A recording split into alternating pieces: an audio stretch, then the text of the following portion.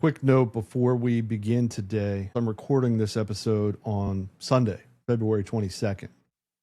It will air on YouTube on Tuesday, February 24th, and it'll come out on Substack the day before. But by the time you hear these words, we may already be at war. As I speak, the largest American military buildup in the Middle East in 22 years is reaching completion. 2 aircraft carriers, the USS Abraham Lincoln and the USS Gerald R. Ford, are positioned to the west and south of Iran. More than a dozen warships patrol the surrounding waters.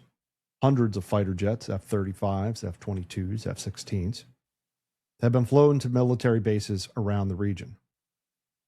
Over 150 military cargo flights have delivered weapon systems and ammunitions in recent weeks. A Trump advisor speaking to Axios estimated a 90% chance of kinetic action against Iran in the coming weeks. By the way, the verbiage, the words they choose to use is very important, as we'll see when we talk about the constitutional implications. And speaking about Constitution, where's Congress? Congress is on recess. Congress represents the American people more so than any other branch of government. And the American people have not been consulted on this. No declaration of war has been sought. No authorization for the use of military force has even been debated. This is precisely what the old right warned about 80 years ago.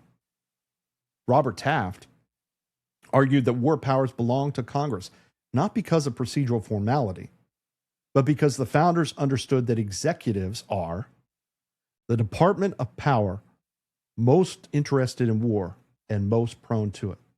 That sounds like a quote, right? It is. That was James Madison in 1793. And that remains just as true today. And there is, however, a glimmer of hope, a glimmer of constitutional resistance. Representatives Thomas Massie of Kentucky, a libertarian Republican, and Khanna of California, a progressive Democrat, have announced they will force a vote on war powers resolution this week. Their resolution, H.R. 38, would require congressional authorization before military force can be used against Iran. It has 76 Democratic co-sponsors, but Massie is the only Republican. This should not be a partisan issue, by the way. This should not be something that Democrats champion because the Republicans have a president. As the same way, it shouldn't be vice versa if there was a Democrat in charge and the role was reversed. This should be a bipartisan issue wholly. And the fact that this vote must be forced tells you everything about the state of congressional war powers in 2026. Massie stated on social media, Congress must decide such matters according to our Constitution. Khanna then added, like the votes before the Iraq War, this could be one of the most consequential votes in the history of Congress. Article 1, Section 8. Congress, not the president, has the power to declare war. That's not ambiguous. The founders debated this question specifically and resolved it deliberately. War powers would not rest with the executive. There are some things, as we know in the Constitution, that the founders left up for interpretation. They knew the country would evolve. There's certain things that the language was very closely contested. Look to my series on the General Welfare Clause for much more on that. But this Article 1, Section 8, the war powers, this was not one of those. This was clear. To quote Jack Nicholson in A Few Good Men, how clear? Crystal clear.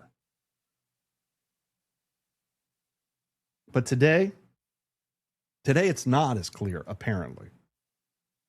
And so today we examine how we arrived at this moment, not through the lens of geopolitics, but through the lens of rhetoric. how critics of intervention are silenced, how labels replace arguments, how the techniques used to destroy the old right in 1941 are deployed against their intellectual heirs today. The old right was not answered. It was silenced. And the same playbook is being used right now.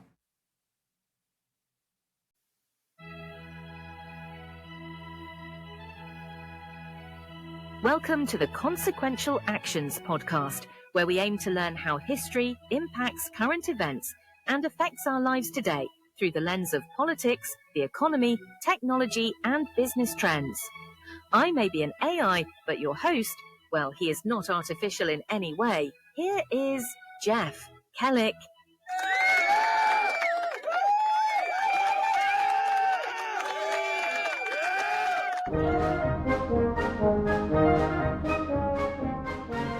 2 days ago, Tucker Carlson sat in the VIP terminal of the Ben Gurion Airport in Israel, conducting a nearly 3-hour interview with the United States ambassador to Israel, Mike Huckabee.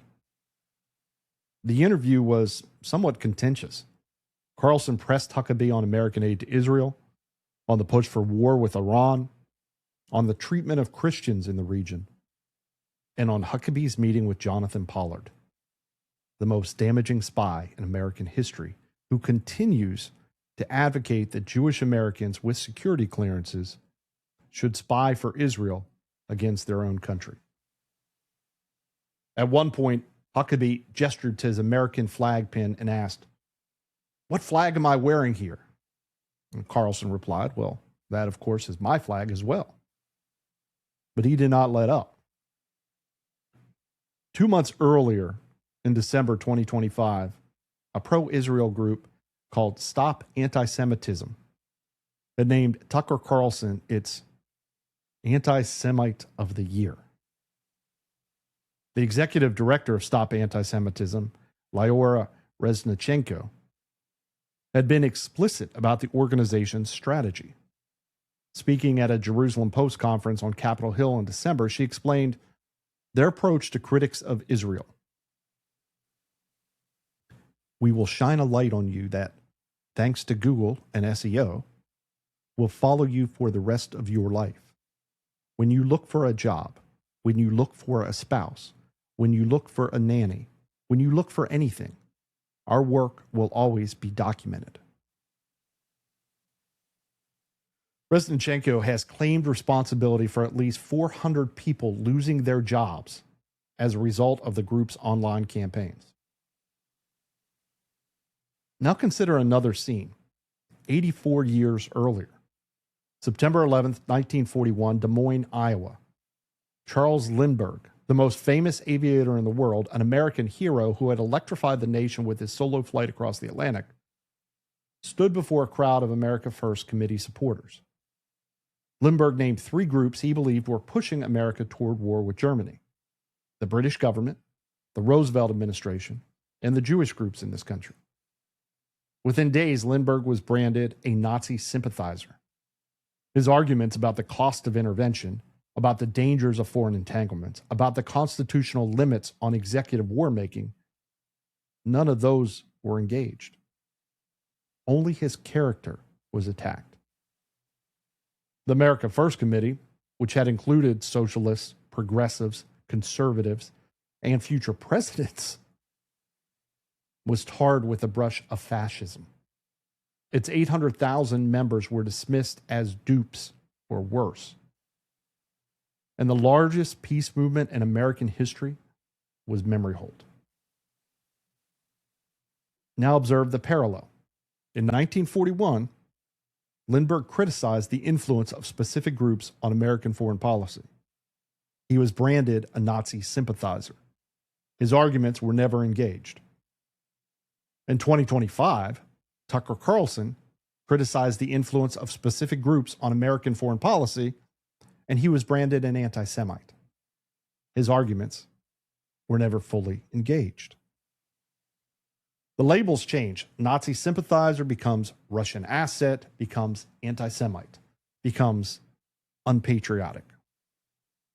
but the function remains constant: to end debate before it begins, to silence opposition without engaging its substance, to make potential advocates fear speaking out for losing their job. Now, I want to be clear about what I am and am not advocating.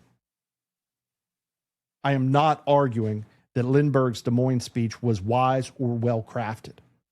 Historians continue to debate whether his words crossed a line from political analysis into prejudice. And I'm not arguing that every criticism of Tucker Carlson is unfounded. Carlson has made editorial choices. Heck, in his younger years, he even supported the push for the Iraq War. He's brash, he can be cocky and self-righteous, he interrupts guests, and some people just don't like him for him. That's all beside the point. What I am arguing, the function of the labels is identical. Whether the label is Nazi sympathizer in 1941 or anti-Semite in 2025, the purpose is to exclude the speaker from acceptable discourse, to make their arguments unmentionable, to foreclose debate rather than engage it. And when that happens, when labels replace arguments, we all lose something.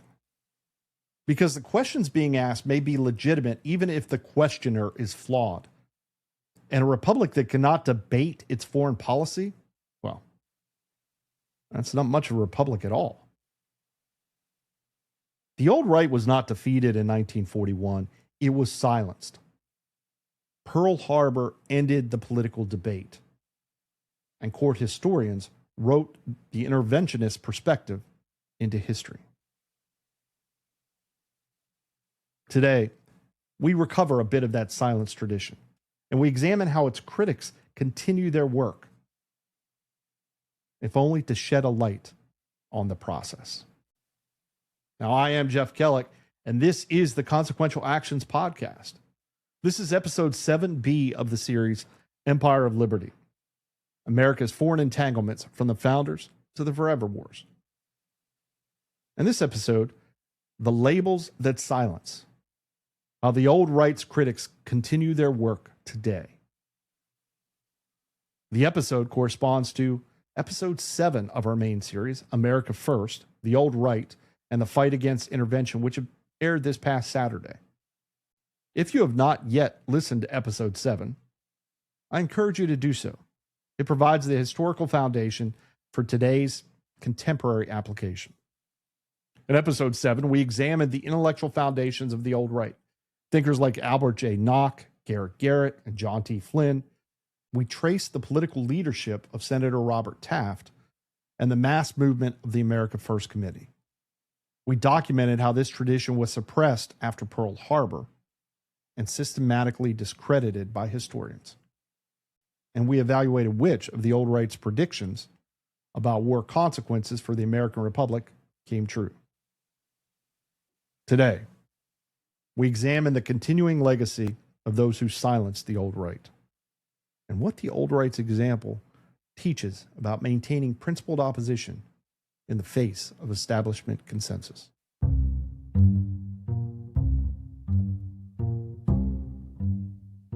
The word isolationist is perhaps the most successful smear in American political history.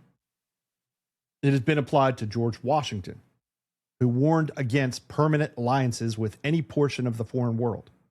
It has been applied to Thomas Jefferson, who called for peace, commerce, and honest friendship with all nations, entangling alliances with none. It has been applied to the anti-imperialists of 1898, who opposed the annexation of the Philippines. It has been applied to the old right of 1940, who opposed intervention in the European War. It has been applied to Ron Paul, who questioned the Iraq War. It has been applied to anyone in any era who has suggested that perhaps America need not police the world. But here is the crucial point. None of these people advocated isolationism. Washington did not call for America to withdraw from the world. He called for commercial relations with all nations while avoiding political entanglements that would drag America into foreign wars. And Jefferson did not advocate cutting off contact with other countries. He pursued the Louisiana Purchase, sent the Navy against the Barbary pirates, and maintained diplomatic relations across Europe. The America First Committee did not oppose trade, diplomacy, or any engagement with the world. They opposed military intervention in a European war that they argued did not threaten American security. The old right was not isolationist. They were non-interventionist. And these two words are not the same thing. Non-intervention means declining to use military force in foreign conflicts that do not directly threaten the nation.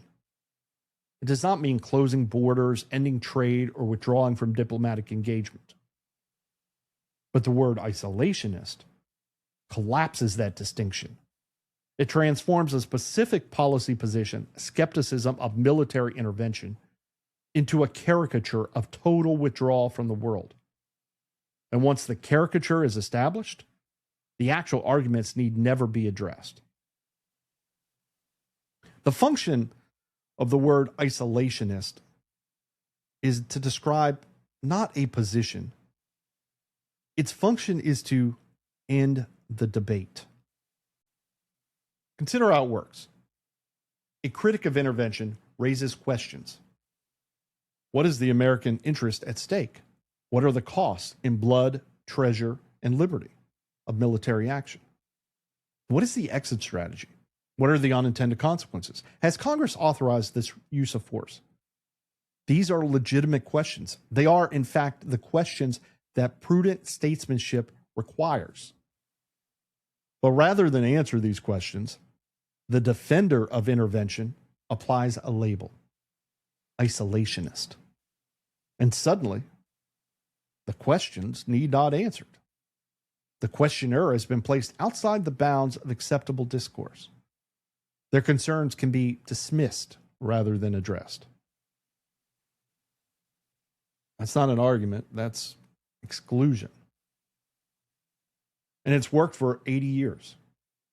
The old right raised serious questions about intervention in World War II. Some of their concerns were vindicated. The permanent expansion of government, the erosion of civil liberties, the transformation of America into what they called a garrison state. But because they lost the political argument, their intellectual contributions were dismissed along with their political program. The word isolationist did that work. It converted a diverse coalition of socialists, progressives, conservatives, and libertarians into a monolithic caricature that could be safely ignored. Today, the isolationist label has been supplemented by new variants, but the function remains identical. Only the specific accusations have evolved. If you question American policy towards Russia or express skepticism about the never-ending funding and intervention in Ukraine, you may be labeled a Putin apologist or a Russian asset. In 2019, Hillary Clinton suggested, without offering any evidence, that Representative Tulsi Gabbard was being groomed by Russia to run as a third-party candidate. Gabbard, a combat veteran who served 2 tours in the Middle East, sued Clinton for defamation. She later dropped the suit, but the label stuck. Today, Gabbard serves as Director of National Intelligence in the Trump administration. Senator Elizabeth Warren has said she is in Putin's pocket. Representative Debbie Wasserman Schultz has called her a likely Russian asset. Note the careful phrasing, likely a Russian asset. This is not an accusation of espionage, which would require evidence. This is an insinuation designed to discredit without the burden of proof. If you question American policy toward Israel, you may be labeled an anti-Semite. We already discussed how Tucker Carlson's designation as Anti-Semite of the Year But the pattern extends further. Student protesters on college campuses have been labeled anti-Semitic for criticizing Israeli military operations. Academics have lost positions for questioning American aid to Israel. The conflation of criticism of Israeli government policy with hatred of Jewish people has become a standard rhetorical move. To be clear, anti-Semitism exists and is real. It's a genuine prejudice with a horrific history. There are people who use criticism of Israel as a cover for hatred of Jews. Absolutely. And those people should be called out for it. But the strategic deployment of an anti-Semitism accusation applied to anyone who questions Israeli policy, national policy, a state's policy, regardless of their actual views on Jewish people, serves the same function as calling them an isolationist. It ends the debate before engaging it. If you question any element of official foreign policy narratives, you may also be labeled a conspiracy theorist. And if you're a Republican who opposes military intervention, you may be labeled unpatriotic or America last, somehow being disloyal to the country. Here's what makes this pattern so insidious. The smear operates across party lines. When Democrats opposed the Iraq War in 2003, Republicans questioned their patriotism. You're either with us or against us, famously stated by President Bush. Democrats who raised questions about weapons of mass destruction or the rationale for invasion were accused of giving comfort to the enemy. When Republicans questioned intervention in Ukraine, Democrats questioned their loyalty. The same insinuations of disloyalty, the same accusations of sympathy with foreign adversaries are deployed in reverse. The establishment protects itself. Whether the president is Republican or Democrat, whether the intervention is in Iraq or Libya or Syria or Ukraine, I can't even believe how I can make that list go on and on and on. Critics face the same treatment. The labels change, the function persists. And this is why recovering the old right matters. Their example demonstrates that principled non-interventionism is not a left-wing or a right-wing position. It is an American position, rooted in the founders' understanding of what republics require to remain Republican. The America First Committee included Norman Thomas. He was the headliner of American socialism. It included future President Gerald Ford. It included conservatives, progressives, and libertarians. Diverse political opinions, diverse thoughts on what government should do when it came to social issues or spending, but united by a common conviction that war should be a last resort. That constitutional limits on executive power must be maintained. That America's purpose is not to remake the world, but to serve as an example to it. That coalition, the America First coalition of the 1930s and 40s, early 40s, was destroyed by Pearl Harbor. And then it was caricatured very carefully by the historians that followed. But the ideas survived, and they survived because they are the fundamental American ideals. And today they're more relevant than ever.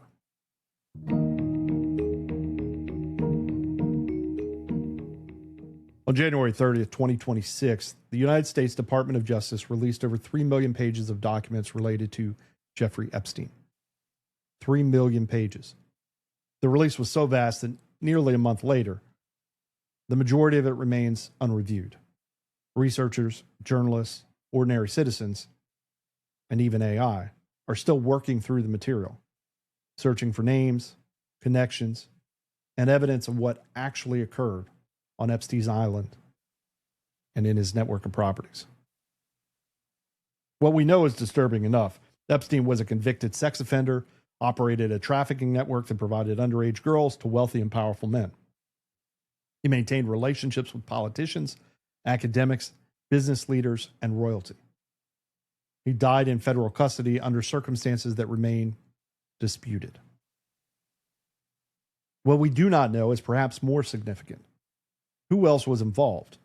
What was the nature of Epstein's relationships with foreign intelligence services? Was his operation used for blackmail or influence operations? And what explains his remarkable access to power despite his criminal history? These are legitimate questions. They're the kind of questions that investigative journalists should be pursuing and that congressional oversight committees should be examining. But when you ask these questions, when you suggest that perhaps the Epstein network had implications for foreign policy, or that powerful people may have been compromised, or that the full truth has not yet been revealed, you risk being labeled a conspiracy theorist.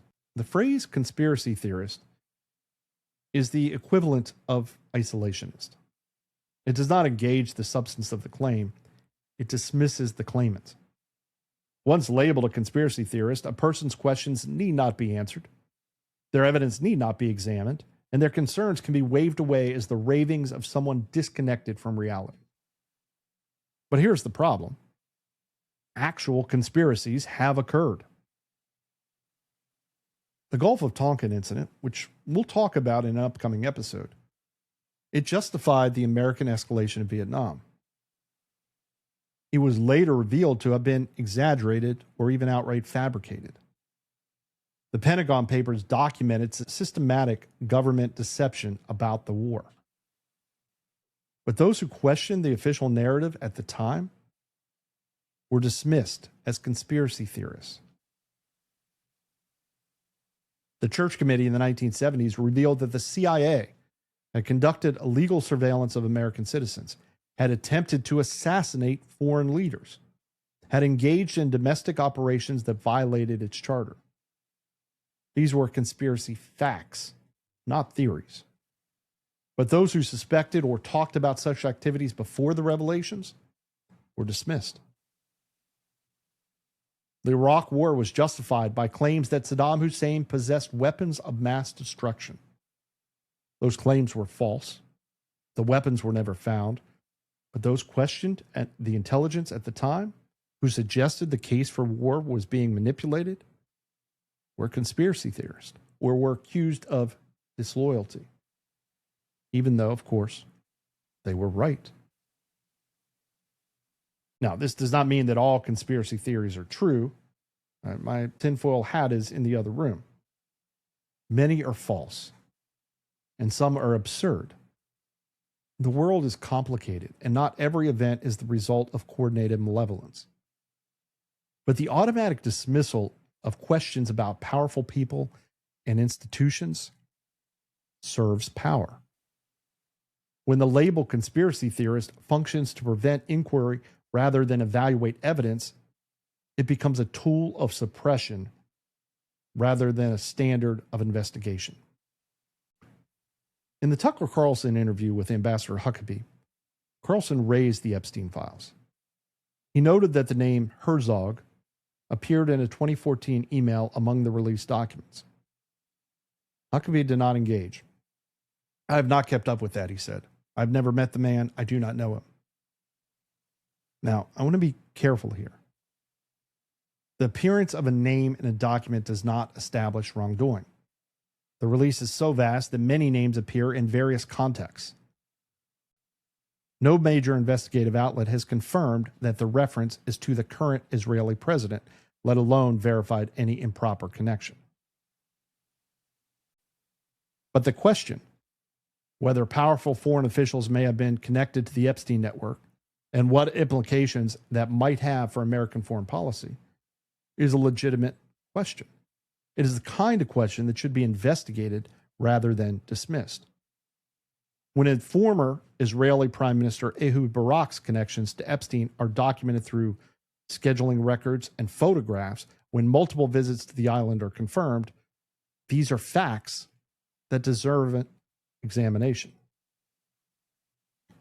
When former Israeli Prime Minister Ehud Barak's connections to Epstein are documented through scheduling records and photographs, when multiple visits to the island are confirmed, these are facts that deserve examination.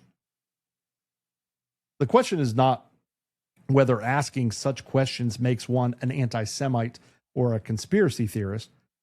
The question is whether powerful people in any country may have been compromised, and what that means for the policies they advocate. The pattern is consistent across issues. Question the Gulf of Tonkin, conspiracy theorist, until the Pentagon Papers. Question Iraq, WMDs, unpatriotic, until the weapons were found not there. Question the origins of COVID-19, conspiracy theorist, until the lab leak hypothesis became not only respectable, but the presumed result. Question the Epstein connections, conspiracy theorist. But the files are there, 3 million pages, largely unexamined. The old right was called paranoid for predicting that war would expand government power permanently. They were dismissed as cranks for suggesting that emergency powers would never be relinquished. Were they paranoid, or were they prophetic? That question brings us to the heart of today's episode. We have examined how critics of intervention are silenced through labels that replace arguments. We have examined how questions about powerful institutions are dismissed as conspiracy theories. Now we turn to the substance. Were the old right's predictions accurate? Did their warnings about consequences of intervention prove correct? The evidence is overwhelming. On point after point, the old right was vindicated by history. They lost the political argument in 1941, but they won the intellectual argument over the subsequent 80 years. Let's begin with the numbers. On January 8, 2026, President Trump announced that the defense budget for fiscal year 2027 should not be $1 trillion, but $1.5 trillion. $1.5 trillion. A 50% increase in a single year. The current defense budget for fiscal year 2026 is approximately $1 trillion, itself a historic high, breaching the $1 trillion threshold for the first time thanks to a $150 billion supplemental passed through reconciliation. Trump's proposal would add another $500 billion on top of that. Now, let me explain what that means in practical terms. Defense budgets, once increased, do not decrease. This is not speculation. It's the consistent pattern of American history. After World War II, the budget did not return to pre-war levels. After Korea, it did not return. After Vietnam, it did not return. After the Cold War ended, there was a brief peace dividend.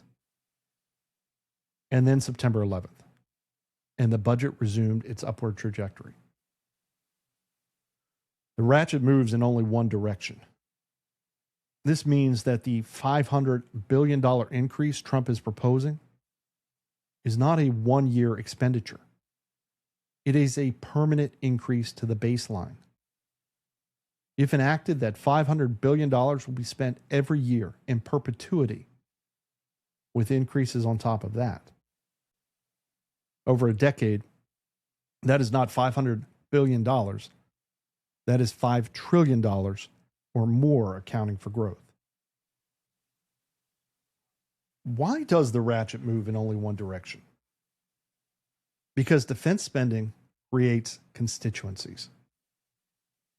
Garrett warned about this in the 1930s and 1940s. John T. Flynn documented it in As We Go Marching. And President Eisenhower, himself a five-star general, the supreme commander of the Allied forces in Europe, confirmed it in his 1961 farewell address. In the councils of government, we must guard against the acquisition of unwarranted influence, whether sought or unsought, by the military-industrial complex. The potential for the disastrous rise of misplaced power exists and will persist. Consider how the system works. Defense contractors employ workers in congressional districts across the country. Every major weapons program is designed with suppliers in 40 or more states, not because this is efficient, but because it makes the program politically impossible to cancel. A vote against the F-35 is a vote against jobs in your district. Think tanks that advocate intervention receive funding from defense contractors. The Quincy Institute has documented this extensively. When a foreign policy expert appears on television advocating military action, who funds their institution? The answer is often Lockheed Martin, Raytheon, Northrop, or similar. Media companies receive advertising revenue from defense contractors. Those recruitment commercials and corporate image advertisements represent a financial relationship that shapes coverage. Politicians receive campaign contributions from the same sources. In 2024 election cycle, defense industry contributions flowed to candidates in both parties, but especially to those on the Armed Services and Appropriations Committees.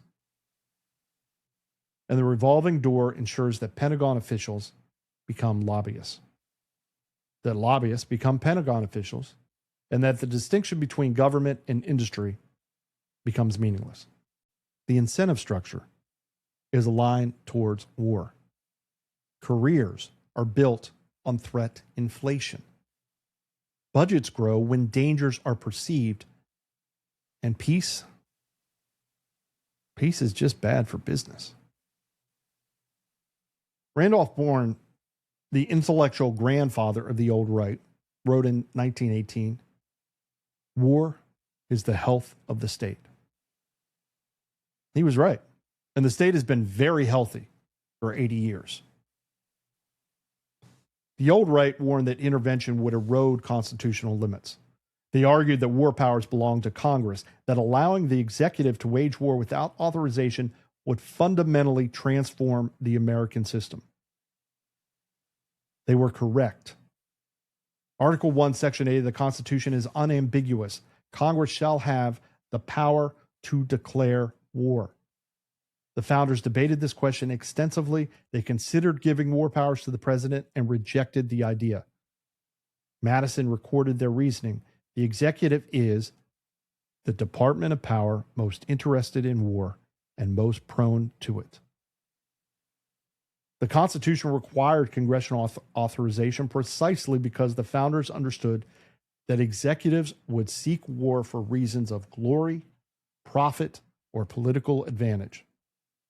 Congressional deliberation was meant to serve as a check to ensure that the nation would not go to war without the informed consent of the people's representatives.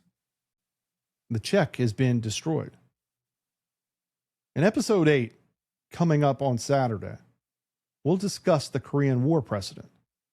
In 1950, President Truman sent American troops to Korea without a declaration of war, calling it a police action under United Nations authority. Congress was not consulted, and no vote was taken. Truman's decision set a precedent that every subsequent president has exploited. Vietnam was escalated through the Gulf of Tonkin resolution based on an incident that was exaggerated or even fabricated. The resolution gave the president effectively unlimited authority to use force in Southeast Asia. Since September 11th, 2001, every military intervention has been justified under the Authorization for Use of Military Force, the AUMF. It was an authorization that was written to target those responsible for September 11 attacks, but has been stretched to cover operations in countries and against groups that did not even exist in 2001. Libya in 2011, no congressional authorization. Syria, no congressional authorization. Yemen, no congressional authorization. The strikes on Iranian nuclear facilities last June, no congressional authorizations. And now Iran, potentially this week. The Trump administration has not sought a declaration of war. It has not requested an authorization for the use of military force. It has not made a case to Congress or the American people explaining why military action is necessary. Representatives Massie and Khanna are attempting to force a vote to compel Congress to exercise its own constitutional authority. But the fact that such extraordinary measures are now necessary demonstrates how thoroughly the constitutional framework has been abandoned. And again, it's bipartisan. The growth of this precedent. Truman was a Democrat. LBJ was a Democrat. Nixon was a Republican. Reagan was a Republican. Bush was a Republican. Obama was a Democrat. Biden was a Democrat. Trump's a Republican. It is not red versus blue. It is pervasive. It is the accumulation of power and the disregard for the Constitution. When we go from abandoning having to use Congress to declare war, using policing authority,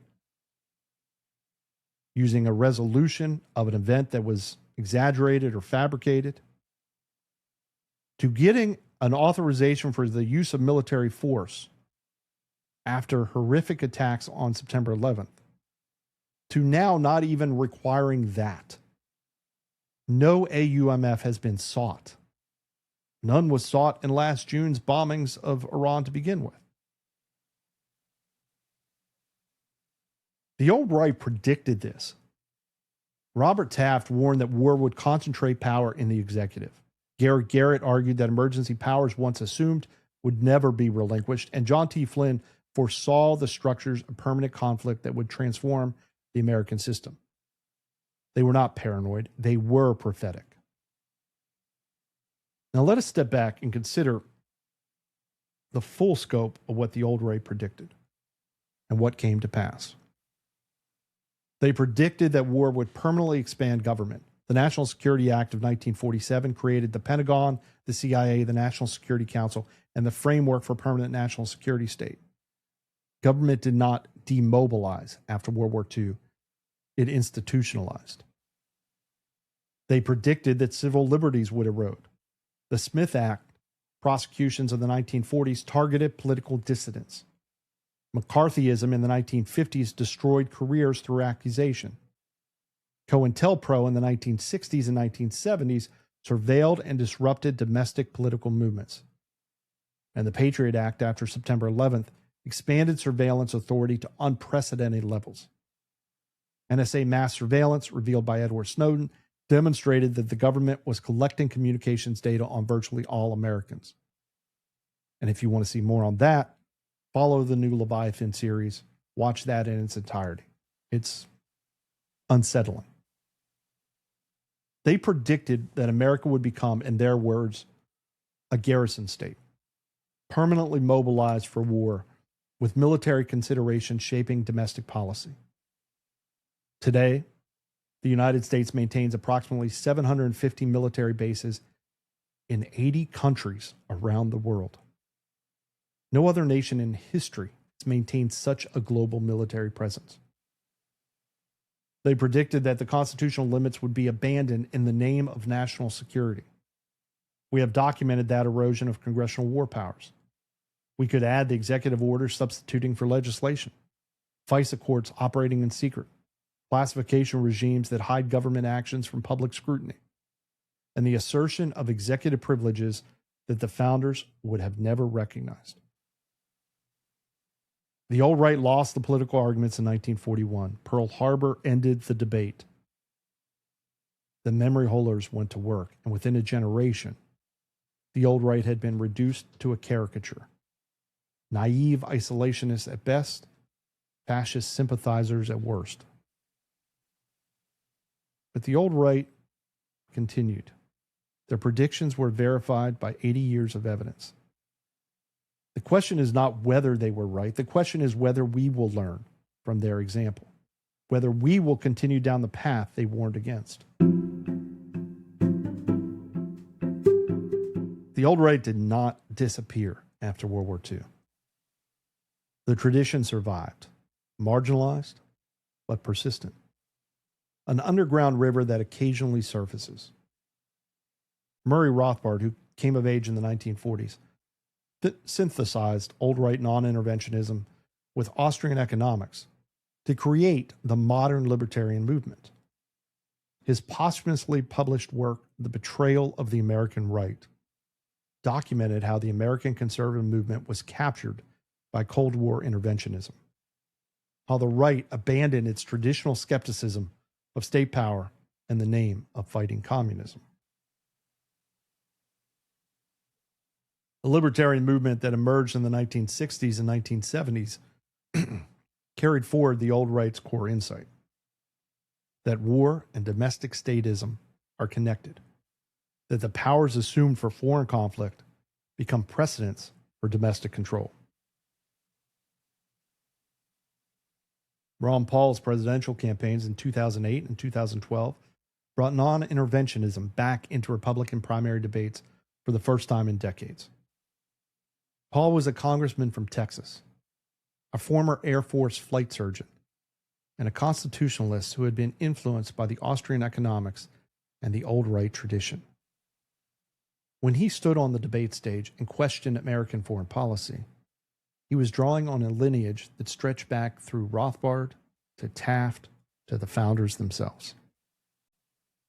Setting a good example is a far better way to spread ideals than through force of arms. Paul faced the same treatment the old right has faced. He was called an isolationist in every debate. His patriotism was questioned. His arguments were rarely engaged. Instead, he was dismissed as a crank or a curiosity. But something interesting happened. Despite or because of the media dismissal, Paul built a movement. Young people who had grown up during the Iraq War, who had watched the promises of swift victory give way to endless occupation, responded to his message. The Ron Paul Revolution demonstrated that there was an audience for non-interventionism, even if the establishment refused to acknowledge it. When Ron Paul retired from Congress, others took up the mantle. His son, Senator Rand Paul of Kentucky, has continued the family tradition in the upper chamber. Rand Paul has forced debates on authorizations for the use of military force. He has filibustered nominations over drone policy. He has consistently voted against military interventions, regardless of which party occupies the White House. And Representative Thomas Massie of Kentucky has emerged as the most consistent libertarian voice in the House. Massie votes against every intervention, every military aid package, every expansion of the national security state.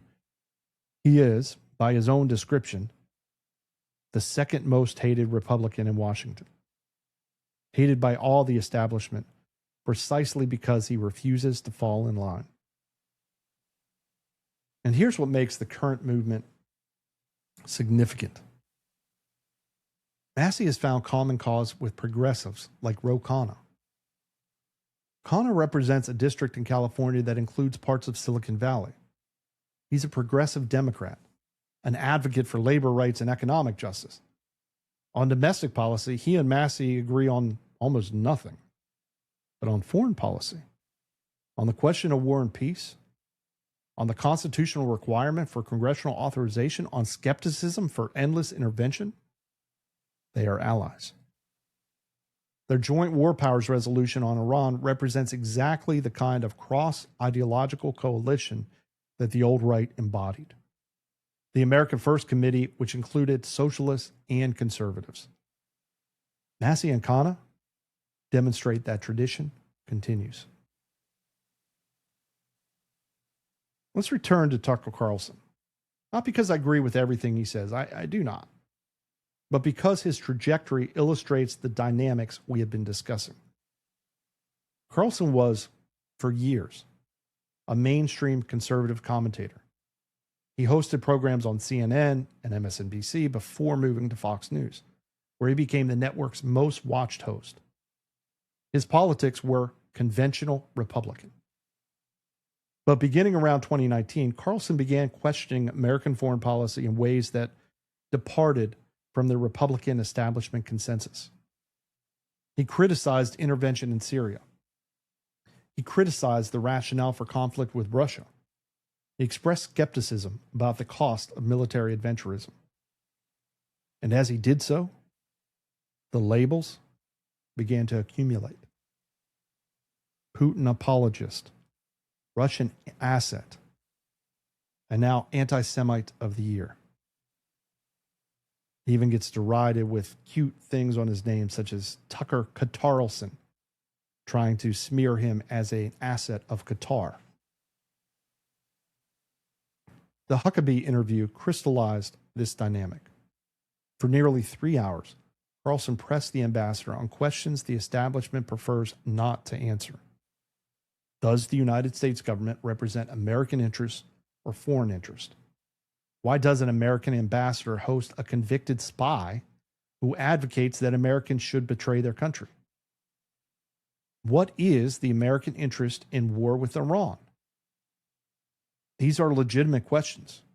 They are, in fact, urgent questions, given that we may be days away, or already in, by the time you listen to this, a major war. But rather than answer the questions, the response has been to apply labels. Carlson is anti-Semitic. His concerns can be dismissed. The questions need not be engaged. This is precisely what happened with Lindbergh in 1941. This is what happened to the entire old right.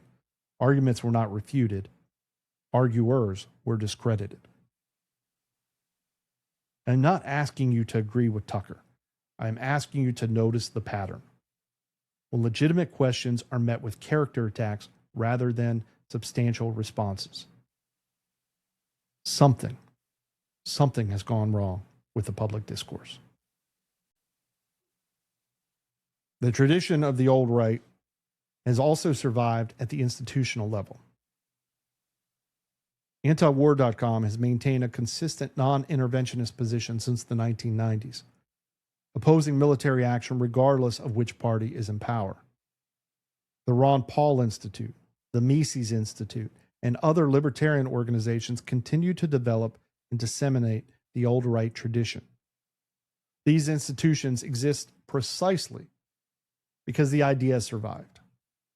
Despite 80 years of marginalization, despite the memory holding, despite the smears, the tradition of American non-interventionism persists.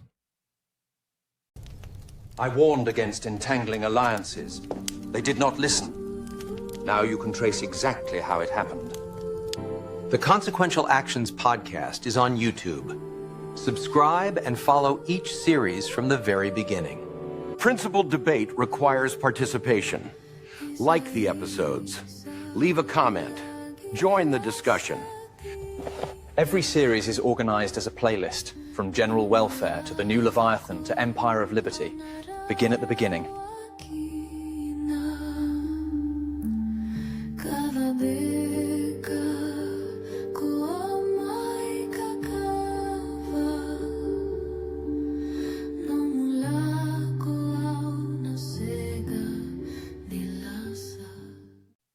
Okay. I've painted a sobering picture. The establishment's consensus is powerful. The techniques of suppression are well developed. The labels that silence have worked for 80 years. And yet, I want to offer some grounds for optimism. I want to pick up on that thread that I just left you with.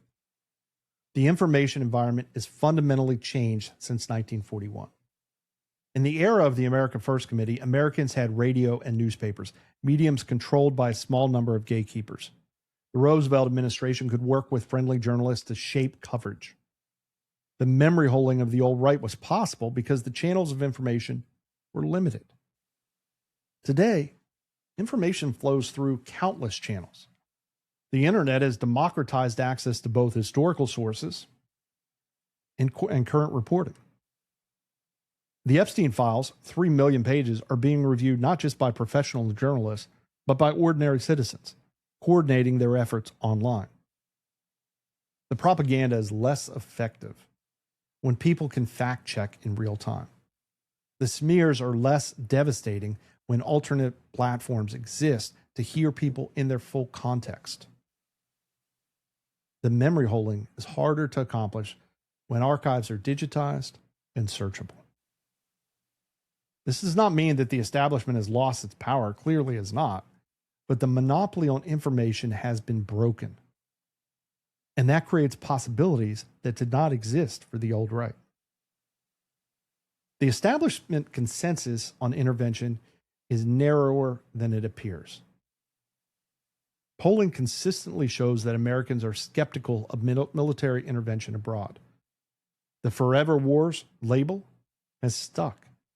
It came from the grassroots, not from elites. Both parties' bases are more skeptical of intervention than their establishments.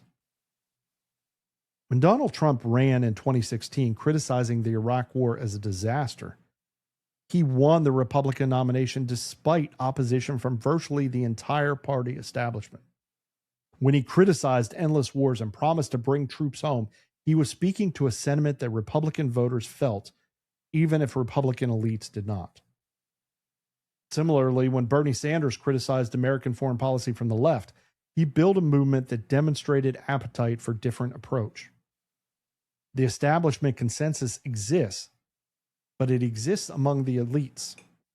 The American people, across partisan lines, are tired of wars that cost trillions, that produce no clear victories, that send their children to fight and die in places they cannot find on a map.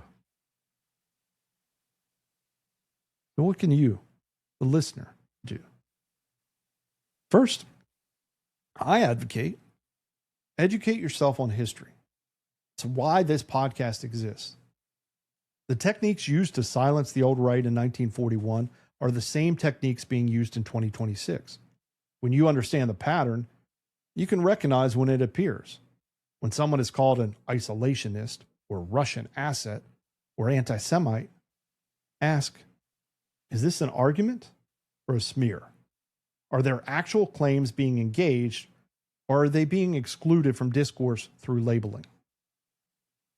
Second, when you hear a label, ask for the argument.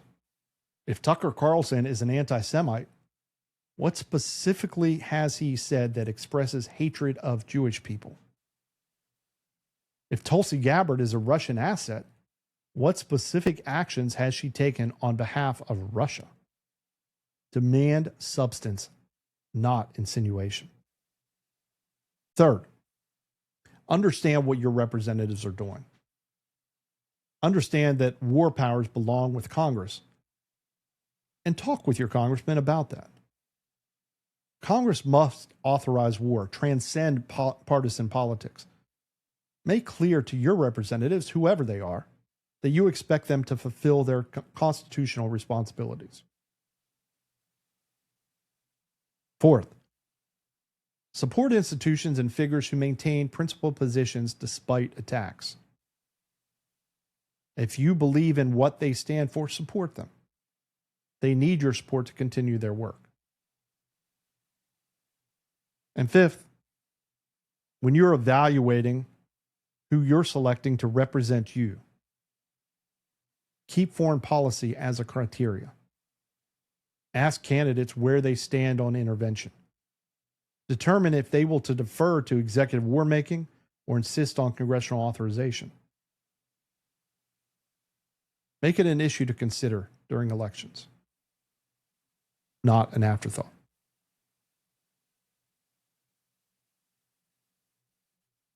The old right was silenced, but their ideas have survived underground. For 80 years, those ideas have persisted in the margins, in libertarian think tanks, in the writings of scholars, and the occasional politician willing to challenge the consensus. Today, those ideas are more accessible than ever. You can read Robert Taft's speeches online. You can access the American First Committee's archives. You can find the words of Knox and Garrett and Flynn, the tradition that was memory hold but can be recovered. The founders gave us a framework: limited government, constitutional limits on war, skepticism of concentrated power, and suspicion of foreign entanglements. That framework still exists in the text of the Constitution, just waiting to be enforced. For 80 years, we have allowed that framework to erode. We have watched Congress abdicate its war powers. We have watched the executive assume authorities the founders never intended. We have watched the national security state grow beyond any reasonable limit. But the pattern can be broken. Constitutional government can be restored. The old right's vision of a republic that minds its own business, that maintains peace and commerce with all nations while avoiding entangling alliances, that vision is still achievable. It requires that we the people, insist upon it.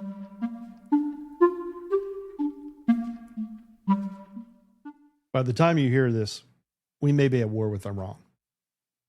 A war that Congress did not declare. A war the American people were not consulted about. A war fought with weapons bought by taxpayers who have no voice in their use. If that war has begun, ask yourself, is this what the founders intended?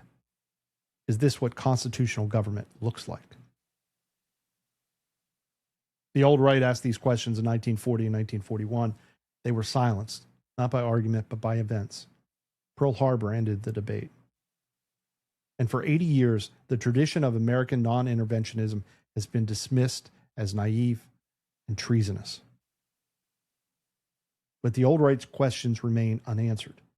Their warnings remain relevant, and their predictions have been vindicated by history. Robert Taft, speaking in 1939, articulated the standard that should guide American foreign policy. The principal purpose of the foreign policy of the United States is to maintain the liberty of our people. War, undertaken even for justifiable purposes, such as to punish aggression in Europe, might be the very means of bringing to an end in America the very institutions and principles that we seek to preserve. That standard, does this policy maintain the liberty of the American people, is the standard against which every intervention should be judged. Does war with Iran maintain the liberty of the American people? Or does it further concentrate power in the executive, further expand the surveillance state, further entrench the military-industrial complex, further erode the constitutional limits that protect Republican government? In near episodes, we will talk about the evolution of modern Iran. We will talk about Kermit's game in episode 9, about deposing the Shah, about how our CIA orchestrated a coup to remove a democratically elected leader in Iran that has led directly to the leadership that now occupies Iran. I leave you with this. The old right was not answered. It was silenced. But ideas cannot be killed, only suppressed. For 80 years, the tradition of American non-interventionism has survived in the margins, waiting to be recovered. Today, with knowledge more accessible than ever, that tradition can return to the mainstream. The founders' vision of a peaceful republic, engaged with the world through commerce and diplomacy, but avoiding the wars that destroy republics, that vision is still possible. It requires only that we remember what we have forgotten, that we ask the questions the establishment prefers to silence, that we judge policy by the standard the founders established. Does it maintain the liberty of the American people? The old right understood what Madison wrote in 1795. And I've said it many times on this podcast, but I'm going to say it one more. Of all the enemies to public liberty, war is, perhaps, the most to be dreaded, because it comprises and develops the germ of every other. That warning is as urgent today as it was then.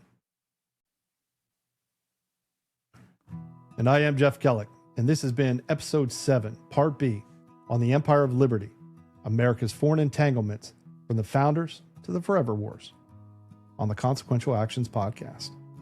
If you have enjoyed this episode and want to follow the series, please subscribe to our Substack page at consequentialactions.com, where you'll find all written articles as well as our previous series on the General Welfare Clause and the New Leviathan. Subscribe to our YouTube channel at Consequential Actions Podcast for all video versions of all podcast episodes. And follow me on X at @JKellick for updates and discussions. We continue to post articles and welcome your participation. Till next time, have a great day.